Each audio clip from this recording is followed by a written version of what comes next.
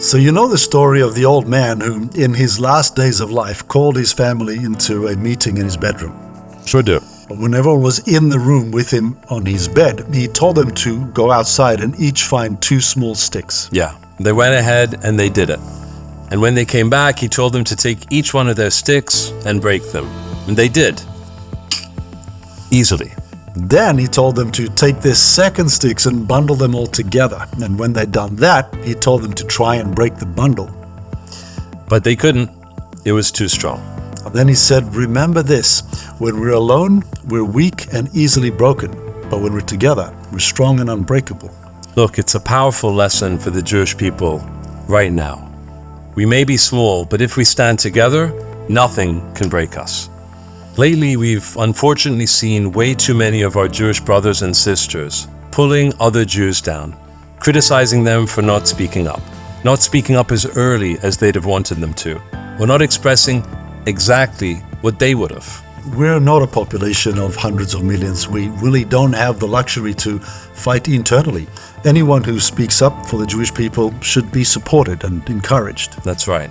There will be different opinions, and if we feel it's important, we can contact people behind the scenes privately to discuss that.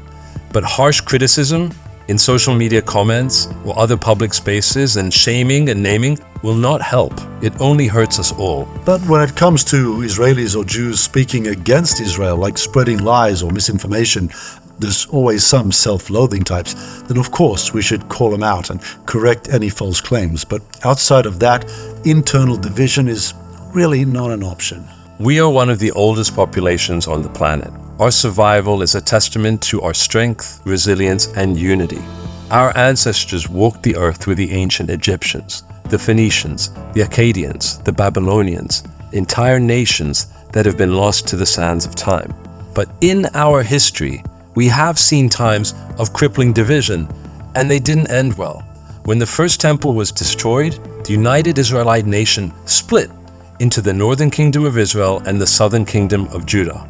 This weakened our people against the Babylonian invaders. And in the time leading up to the destruction of the second temple, the historian Josephus describes a lot of conflict between different Jewish groups. And within Jerusalem, there was internal fighting, even when the Romans were at the gates.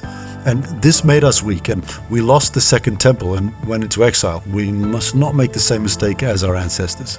Now's the time to speak up, in person and online. Everyone. Go to demonstrations, community get-togethers, pressure your local leaders to tackle Jew hatred. Find out how you, personally, can fight for our people the way you know how. Whether it's making videos, writing blog posts, sharing content that speaks to you, or any other way. We may be a small population, but we've been defying the odds for over 3,000 years. Because we stand by each other, we lift each other up, we don't pull each other down. And really our guiding principle till the end of this war and even beyond, it's on all the signs around Israel, thousands of signs that say, Biyachad ninatzeach, together we will win. Absolutely.